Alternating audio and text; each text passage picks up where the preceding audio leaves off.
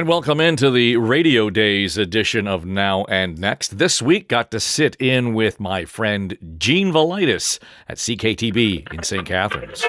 This is where talking points go to die. It's Gene Valaitis on 610 CKTB, Niagara's News and Talk. Okay, we're rolling. You know how to get a hold of me. Text me at 905-688-2582. John Ledke will be here later in the hour. You know what? John's been hitting it out of the park every single week. He comes up with the greatest subjects, and before you know it, you're shaking your head and you're saying, man, this guy makes a lot of sense.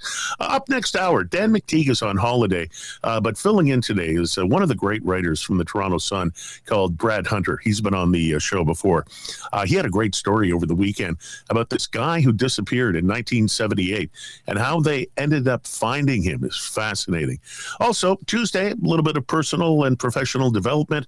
Randy Taylor will be here, and also Debbie Muir, who's in the Canadian and Olympic Coaching Hall of Fame. She's also going to talk a little bit about the Olympics. She's only been to like 6 of them, has coached many people to gold medals and world championships. And then we'll eventually land this baby at 12 noon. Every Tuesday, we are joined by recovering news director, journalist, and podcaster, and good friend Dave Trafford. Good morning, Dave. Hello, Eugene. I am a recovering news director, yes. As am I, yes. Oh, the troubles we have seen and created as well. So, you know, I was mentioning on Valaitis on the news, if you are in talk radio, and, you know, if you listen to this station, you're really into it. Donald Trump continues to be the gift that just keeps on giving.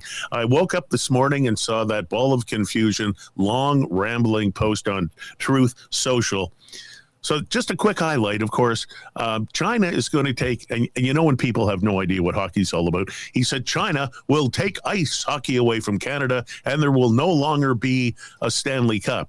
Now, as I pointed out, he should worry. The U.S. has won the last 33 or something Stanley Cups. And then he's now threatening to block the opening of the Gordie Howe Bridge between Windsor and Detroit. But Canada paid for the whole thing, every penny. What is wrong with him this morning? You know what? It's easy to kind of just be glib about what he's doing, but boy, you know, the more people talk about what he's up to and his rants on social media, this is a human being we're watching in decline in real time. There's no question about it. I mean, you're right. I mean, the rambling rant around the bridge. I mean, then he goes to hockey. Then he goes to there's no, U.S. Liquor on the Ontario shelves. You know, he is all over the place on this, and he's screaming at you through the whole thing. But you know, so here's what I did this morning. I went to the Truth Social site, looked at his account. That was from around 6:00 last night. Gene, there's got to be another 15 or 20 posts that are just rambling all over the place, and mostly they're talking about rigged elections in 2020. This is what's on this guy's mind. So I guess the question is, what do we do about it? I mean, aside from have good fun on talk radio, I think you ignore him. Yeah. Well, but you can't ignore last Friday when I woke up and once again, you know, I took a look at another post. And it was Barack and Michelle Obama being portrayed as apes, which is the most offensive racial thing you can possibly do in the United States of America or anywhere on the planet Earth. And of course, his out of breath, always angry press secretary, Caroline Lovett, of course, she wasn't wearing her cross, and she usually lies when she doesn't wear her cross, said, oh, just get over it. It's from The Lion King, and let's talk about things that Americans really care about. Well, Americans really care about racial discrimination. And, you know, he wouldn't apologize. He did take it down. But on Air Force One, it was somebody else's fault. Well, I saw the beginning of the post, but not the end. I mean, come on. Again, I go back to this. This is a man in decline. He is just, you know, the hitting send on just about anything that comes to mind. Whatever comes out of his mouth is exactly what, you know, you're left to. And when I saw that online originally, I thought this just can't be true. And I had to catch myself because, you know, as you and I have talked before, we are now beyond the age of anything that is unimaginable or right, unthinkable.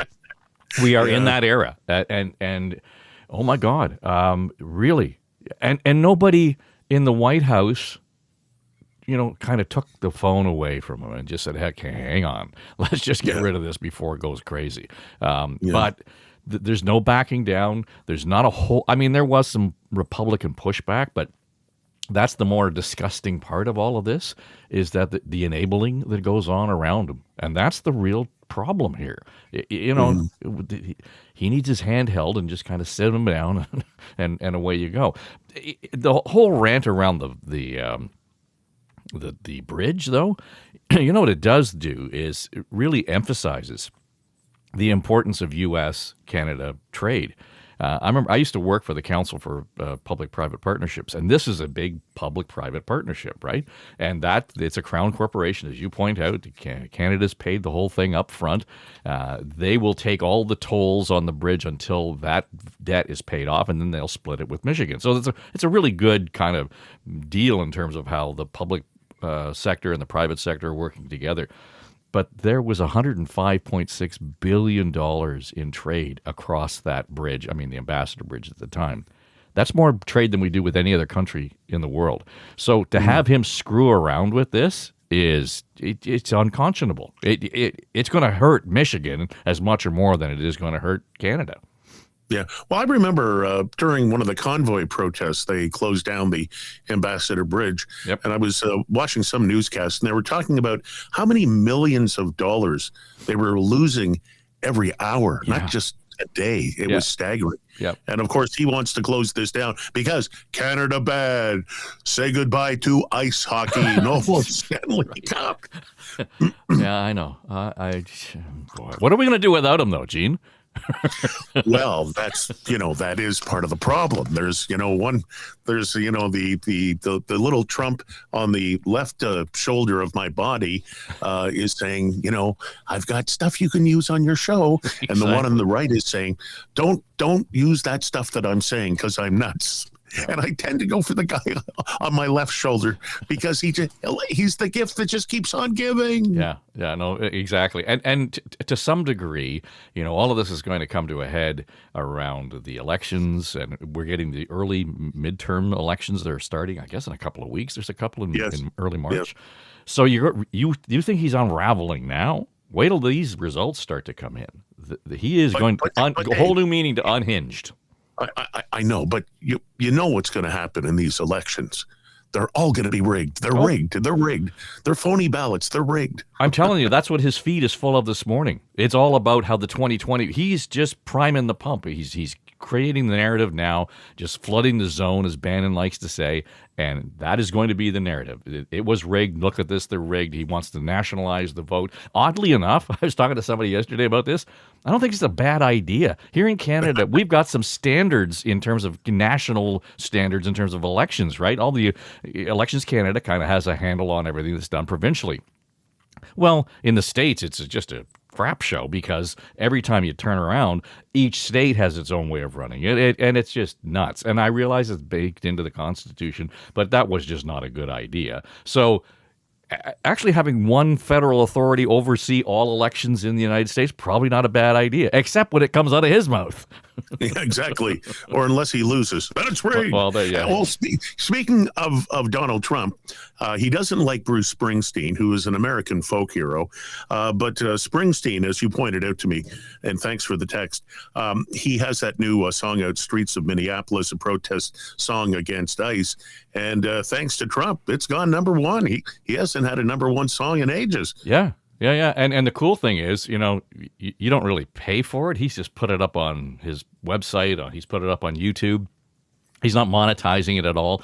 And here's the remarkable thing. If you actually do a search on YouTube, you'll find like 4 or 5 cover versions of the song, and really good, serious cover versions of this song. So, when we were, it was only a few months ago, we were talking about how the music industry, there has been no sort of soundtrack in terms of the response to Trump. Back in the 60s and the 70s and the 80s, we had more of a culture of music and musicians standing up and saying, there was a counterculture. There has been none of that since, even 9/11. But now with Springsteen, and then if you dig in, there are other musicians and other artists that are starting to step up and say this is the soundtrack, and they're not just making goofy songs. This is a real kind of in the wool Woody Guthrie style folk song that tells the story of the murder of two people on the streets in Minneapolis, at the hands of the government. It's a pretty profound shift in culture in terms of how it's been accepted and the response he's getting. Yeah. Well, this Truth Social deal that he posted, Canada bad, not opening up the bridge, Canada bad, bad, bad, no more ice hockey for you. Does it not set the table perfectly for 2:00 this afternoon when Team Canada women take on Team Canada USA in ice hockey? Yeah, for sure. And you got to wonder how the Americans, I know some of the athletes are thinking, oh my God, look at it. I have to stand on the world stage and have this flag, and this is all people see. And some have spoken out against it.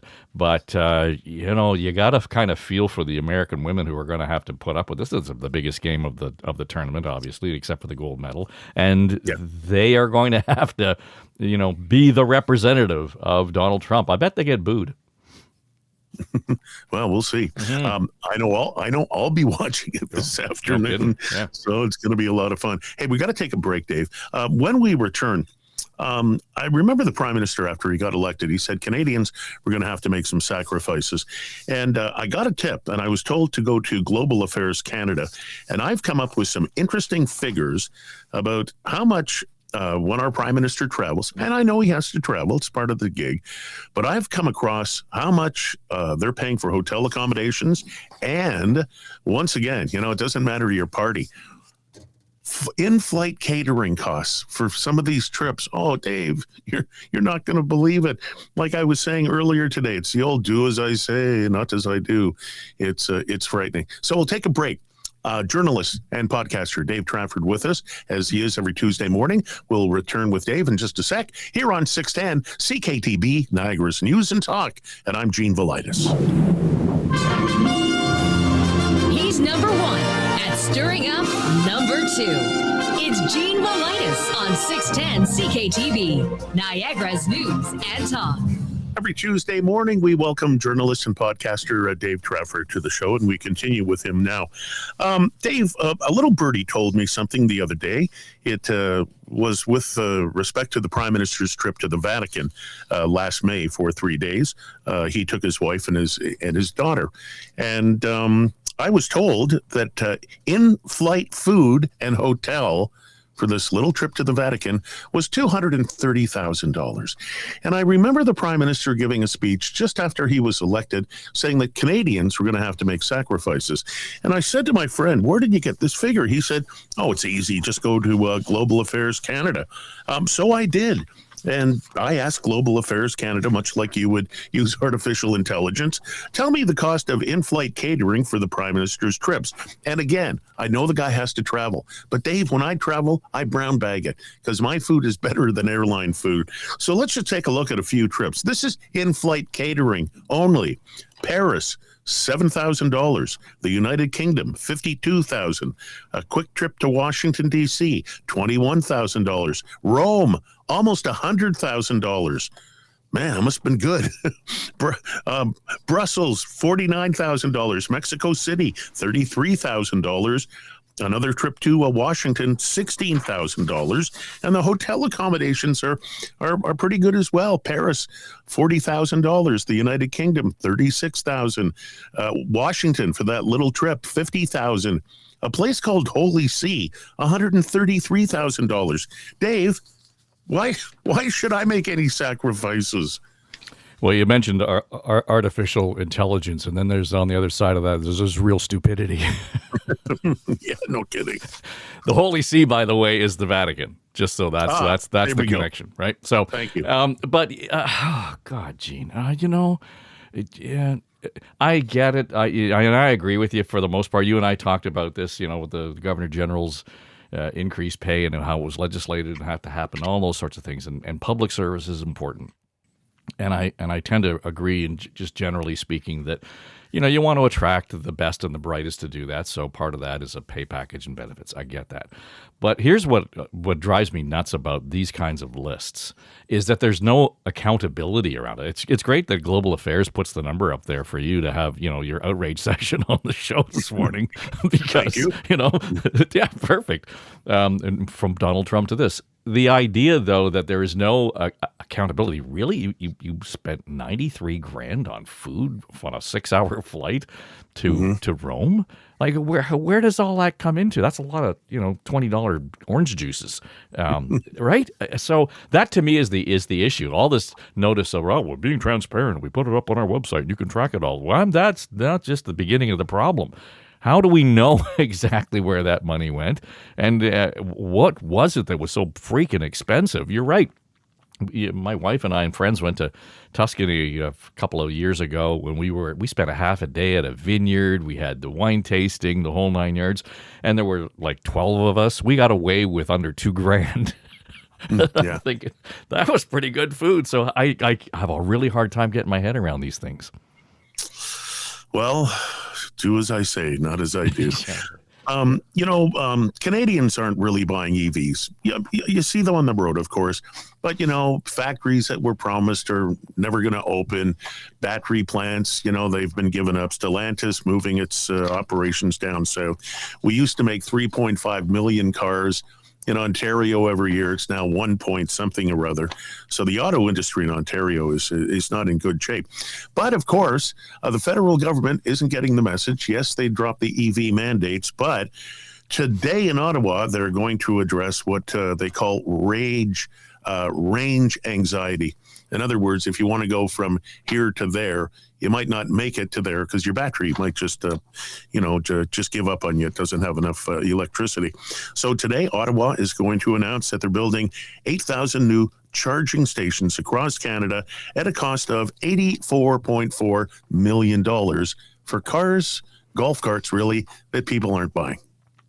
Well, I know they made the autocorrect strategy last week, and they laid it all out and indicated there would be rebates on EVs under $50,000. It'd be hard to find one of those, by the way, and the hybrids would be involved as well. And we've had hybrids now for a few years, and we've got a plug-in now. So yeah, I mean, if I wanted, it'd be great to be able to kind of go along and have the gas station, have a fast charge, etc. But the idea that you can somehow have an EV market without that infrastructure, it doesn't make any sense. So this is really, the horse is way behind the cart on this because they've been talking about EV strategies for the last 10 years. And this is the first time they've really suggested any way of dealing with the infrastructure. So on the one hand, I get it. We didn't tell the oil companies, or we didn't pay the oil companies to set up gas stations. But at the same time, the infrastructure is run by generally the government. The utilities are run by the government. This is one of those things that they're just going to have to deal with. But it's a chicken and egg. Do we really need the EVs? Yeah. Do we really need the infrastructure? So it kind of goes hand in hand. But boy, to me, it was just a badly thought out policy to begin with in terms of priority. We should have been talking about these things, all along the highway in Ontario.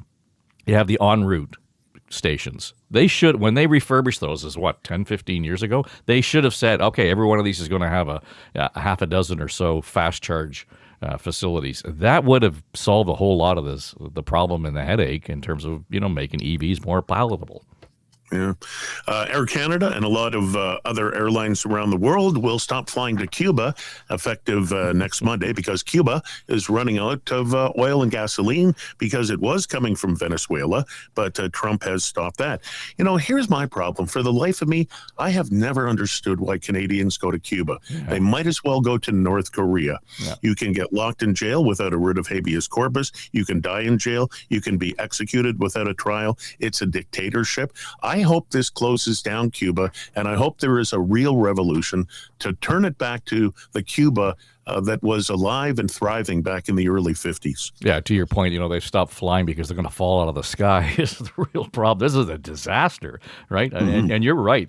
Economically, this will shut down the Cuban government, the Cuban society. A lot of people are going to be hurt by that. That's the downside. But I agree with you.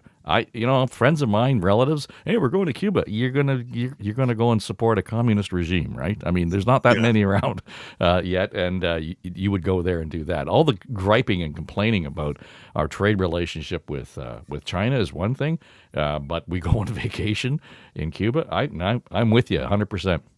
Yeah. You and I are big sports fans. Sometimes we agree, sometimes we don't. But I would be remiss if I didn't get your comments on the Super Bowl and the halftime show. Oh, sweet, merciful baby Jesus, Gene. He's sitting there going, you just had to ask me. We were just about wrapped up. I was kind of watching, and I was hoping it was going to be fun, and I oh God, it was the most boring game. One, and then all the controversy around the halftime show was hilarious, and this alternate show that they had for MAGA, I mean, it turned it into a joke. I was watching the Kid Rock performance, and he was lip syncing so badly he didn't even know his own song, and we have turned the halftime show into some kind of a cultural statement around the global affairs in the United States and all this sort of thing, rather than just being, that's a good music show. Cool. Let's just, carry on. But I didn't. I watched like 15 minutes of it, and that was enough. I've got a suggestion for next year, halftime. The world's biggest demolition derby. Oh, there you got a thing going. Now that'd be fun. Right? Or if they ever have the Super Bowl in Buffalo, snowmobile races. Hey. I used to live in Sault Ste. Marie. That was a big thing at the Winter Festival, snowmobile races. But if Donald Trump gets his way, it'll likely be public executions.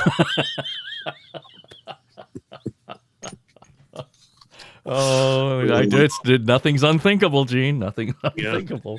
Somebody in Western New York is listening to me right now going, you know what? That's not a bad idea. Maybe we should phone the White House. Donald, there was this guy on the radio.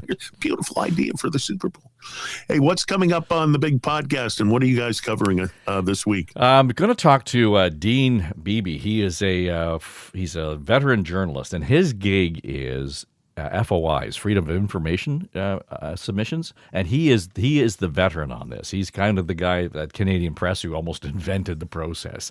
And he talks about, we were just talking about how transparency is an issue with government, how increasingly difficult it is to get public records from our governments, one, and two, the other part of it is the challenge that media has, just based on the way it's developed and grown and been diminished in terms of newsrooms and journalism. So I'm going to talk to him, and then we've got our On the Ledge crew all set to go. And I would just encourage you, if you get a chance, check out, I put it up on my Substack. Last week we talked about Stephen Harper and his portrait and all the things, and his tour last week in terms of his 20th year of election. So I asked Kathleen Wynne, I said, how much input did you have into the portrait at Queen's Park? And she said a lot. And she tells this great story, but there's also a real kind of jab at her staff. It's good-natured, a jab at her staff in terms of something that's in her picture in her portrait at Queen's Park. So it was kind of fun to hear that. We weren't talking politics. We were talking about sort of her personal input into her official portrait at Queen's Park. So On the Ledge, your Ontario Politics podcast, wherever you get the podcast. And that was an award-winning clickbait for sure. Dave, it's always great talking to you on Tuesday. You have a good weekend. We'll do it once again next Tuesday. Now and Next is an Eye Contact production.